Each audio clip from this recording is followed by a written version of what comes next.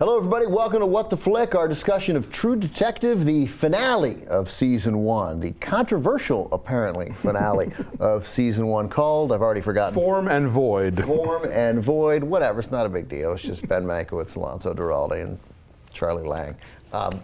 Brad Carter, the actor Brad Carter is here. Brad played Charlie Lange. You were in 2 episodes. Yep. 2 really great scenes with both with McConaughey and Harrelson. I can't believe you're not from Louisiana. After I went back and watched the scene in episode 1 again last night, you're the guy who made me watch with closed captions. Because you, really? The Louisiana, it was so good. It was so, this guy is. The gumbo was served thick. The gumbo was served so thick. I was like, I gotta know exactly. I need to know every single word. And those guys got more Cajun in when talking to you, which is another sign that the way people do. You know, you're around people with the heavy accents. All of a sudden, they were talking in it heavy. I love those scenes. You can always tell when I've gone home and when I come back. I'm always thicker. Is that right? Way thicker. Or if I'm on the phone with my mother. All right. Well, we're got a lot to talk about with you and your career. Let's start with our thoughts on this anxiously awaited finale. Really, I think I'm comfortable saying this one season, one of the 10 best seasons of television I've ever seen. I don't know how I'd rank them, but it's in there. It's got to be top 12, Sweet 16, no question. So today, out there talking with some of the other guys at the Young Turks crew, there was everyone thought Rust had to die, and when he didn't, I think it bothered some people. I like that I was so positive that he was going to die that he didn't. And this notion, as Marty says at the end, like when they take him out of the hospital, because it turns out you're fucking unkillable. Right. I liked it. I don't know. I liked that, but I was certainly surprised by it. It didn't bother me that he didn't die. I thought he was going to die too. And I'm okay with them choosing the other way. It didn't feel like a cheat. What bugs me is that we get this character who's such a fascinating nihilist, and then at the end of the last episode, he's seen the other side, and now suddenly he has all this perspective, and I feel he's become a lot less interesting because now he's just another person who thinks that there's an afterlife, and I don't know. I just sort of found all that to be kind of a cheat. It's sort of like if somebody handed him a copy of that 3-year-old's book, Heaven is Real or something. I don't know. It felt like kind of a betrayal of this really interesting character that we don't get on TV a lot. This guy with this very bleak view of the universe and our place in it. Because I watched Cosmos after this, and that made me feel very minuscule. So I don't know. That let me down. I was disappointed with how straightforward this finale was, because they set up crazy shit. They set up the Yellow King and this conspiracy that goes who knows how high in the Louisiana church and government, and all this really complicated stuff that you would think would lead to an ending that would be dissatisfying, and that it didn't go far enough in explaining things, or that it went off into sort of weird paranormal directions or something. But this just kind of felt like, no, we find the guy based on this one out of nowhere clue with the house paint, and then bam, we kill him and we're done. And I was like, and that felt not as. It felt like a betrayal of how complicated and enmeshed everything had been up until this point. Brad, had you seen it before? I had not. I only got to read to episode 5, so I became a fan. I mean, I got to be a fan. Saw it like everybody else. Yeah, me and Reggie Ledoux actually got together and watched together. We did. I got to be friends with him on Twitter, actually. And really? He's a real nice guy, Charlie Halford, and we made it a point to just get together and watch the show. But we didn't get to watch it together last night because I was in the ER. Because this happened. Because Motorcycle accident? Motorcycle accident. How'd that happen? You were sort of, you and your girl riding down the street, somebody cut you off, you took a wide turn and went down nobly, but you saved her? And I pulled the gun out. Yeah. No, you would hope it would be something that cool, but instead I was just backing it out of the driveway. Oh, nice. That happens too. And bent my knee that way, and it doesn't go that way. Oh man, I'm sorry. So, all right, your reaction then as a fan, you became a fan, your reaction to the finale? Or just were you surprised by it? Let me put it that way. Well, yeah, I mean, because I didn't know what was going on, so I didn't have any expectations. I think I'm with you on I had hoped in my heart that Rust was going to find, he was going to die, which would at the same time bring him peace that he so desperately needs. So I was surprised. I was actually surprised that he didn't die, and I don't want to step on any toes here with my opinions, but I wish he had died. Yeah, here's why. Let me tell you why I didn't see it the way you did, that he didn't all of a sudden believe in a glorious afterlife. I felt like, because again, like, his torture continues. He let go. Like, he had this moment that I presume people have. I didn't see it as a literal, light, but whatever. When your body has been violated the way his had, Well, when you're he sees that vortex in there, remember? Right, he'd seen, but He sees things. He That's sees true. things. Well, He'd yeah. seen him before when he was driving. So I didn't. I saw that as him being deprived of what he wanted. He said, "Okay, great, this is it. My dad and my girl, finally my little girl.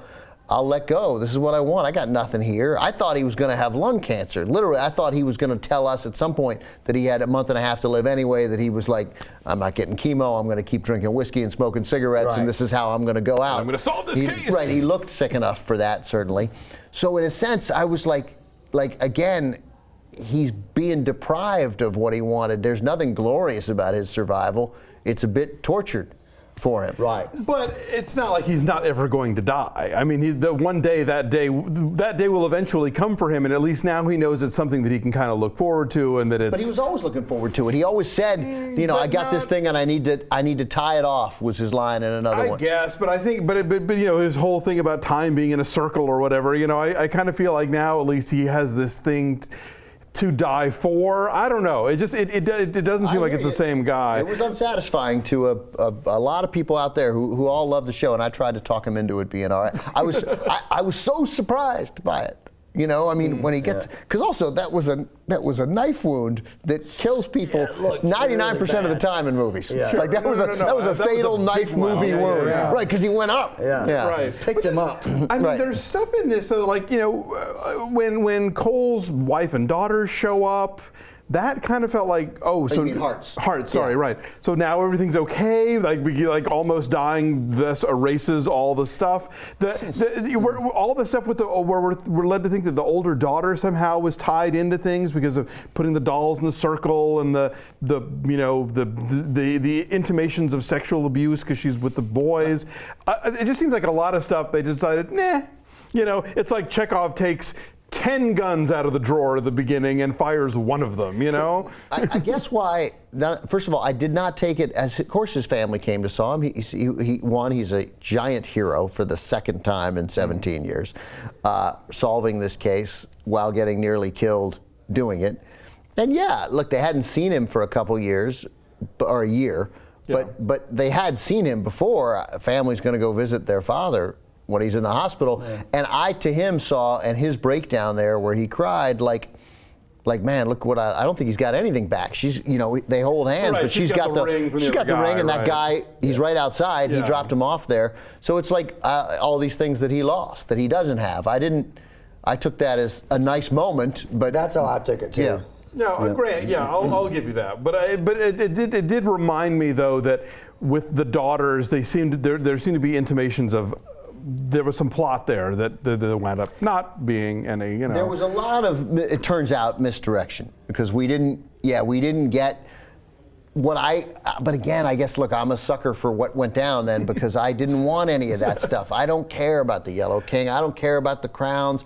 I don't care about I like Marty, who had that great moment when Gilbaugh and Papania are explaining the case to him and he's like, hey, we're all adults here. I don't care. We don't have time for that. There's only 5 minutes left in the whole narrative. No, I've been trying not to read articles where they talk about beforehand that were just sort of intimating what the ending was going to be. But I did see a headline that talked about how the creator of the show had been a writer on the first season of The Killing, which pissed so many people off because it had that kind of non-ending, And so I wonder if he maybe went too far in the other direction of like, we're going to give you a through line, and that's it. And it felt like this was a show that was so smart and so interesting. And I mean, the character stuff, I love how they tie up the Russ and Cole stuff. Like that's, Right. Or am I get Rust and Marty. Marty, yes. Yeah, right. That Cole and Hart. Cole and Hart, yes. Okay. Cole Hart. Thank you. Yeah. I love how that all got tied up. I mean, the show always sort of was operating on two levels of their story and the case. So as far as the personal stuff, yes, I'm happy with how those two characters I maybe don't love where they ended up, but at least that felt resolved in a way, like it or not, but it is resolved. But for the case, a show this smart and a show that was flirting with so many kind of darker ideas and literary ideas and conspiratorial ideas, it does feel like a letdown. They just kind of like, well, we got this one guy, bam. We may not have gotten everybody, but we're not going to even intimate what everybody is or what all that, what the web is. We got this guy, we're done, adios. Brad, did you have any? Were you? I don't want to put you on the spot. You No, worked with these guys, but were you satisfied? I'm not even going to ask you. We're going to leave it. Okay, you join in. Yeah. You say, I'm an actor, and I want to keep working, and I like everybody and everything. Just as from a fan point of view, getting to watch the show, I was satisfied.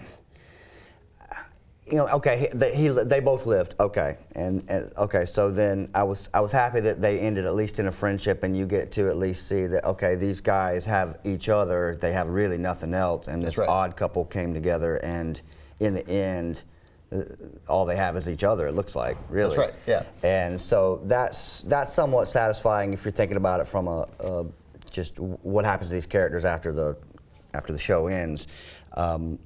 The Yellow King stuff. I mean, me and my girlfriend were both on the. We were, I don't think I breathed for 5 or 6 minutes when he was going through Carcosa. That was great. That was great. And when he jumped out at him, and I mean, I knew as soon as he saw as he started having one of his visions there that was going to be trouble.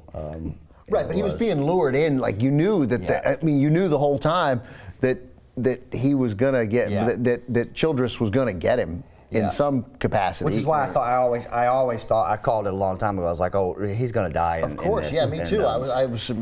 So he has to. Even within this episode, like they set up the whole thing where Childress is this mimic or whatever. He starts talking like James Mason after watching 10 seconds of North by Northwest. He's a TCM. He's a TCM viewer. He's not all bad. Right. He's a TC maniac. But that I thought, okay, so maybe that means there were some misleading phone calls that happened earlier that he was, doing. No, nothing. Let me tell you why I didn't bother with any of that, because like this was always a police case, and these were dumb, ignorant, psychopathic hillbillies, and they're dumb, and they got away with it because they live in a world where it was really easy, where the life there on the Gulf isn't that important. And they're out in the swamps. It was easy, and so it's just easy for people to disappear. Nobody did anything about it. Nobody really cared. It was fairly easy to do that. Like it's crazy that they got away with this many killings. So. But the whole thing with what's his Steve on the boat is that somebody higher up from him was covering up the disappearance of the Fontenot girl. Yeah. So again, like, don't give us all this conspiracy and then just bring it down to one T-shirt stained hick in the middle of nowhere. Well, right, but he was the orchestrator of it, and he'd been planning for this big finale at some point. I think he was probably as surprised as anybody that. God damn, I get to keep killing people. Like they killed the wrong guy. They killed your buddy Reggie, whereas, and also, of course, what Marty has to live with is that he doesn't kill Reggie, they uncover it then, in 95, because Reggie would have talked eventually to save himself and would have named some other people, and they would have been able to break the case then. Yeah.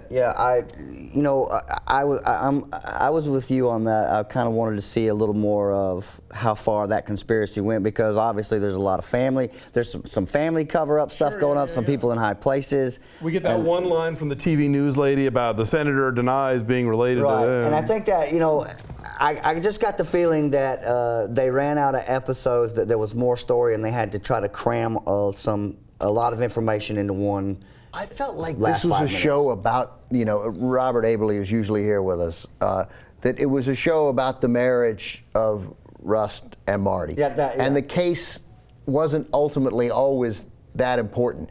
And I think from a cop point of view, having whatever, I'm no expert, but covered enough cops and read about enough cops that, especially in a long-running case like that, that when the break comes, and everything opens up, and it is often completely random. And I liked, we got to look at it like we're totally green, and that triggered Marty to remember a photo because they've all looked at those photos. So I bought that. But you're talking about this being the last episode. I mean, when we were watching the Oscars, every time there was some dumb montage or whatever, you're thinking this could have been Angela Lansbury time. Like they could have been. And so there is that chase at the end that's like 10 minutes. They could have used 5 of that to give us something else plot-y, to sort of to tie up some ends from some other things instead of just.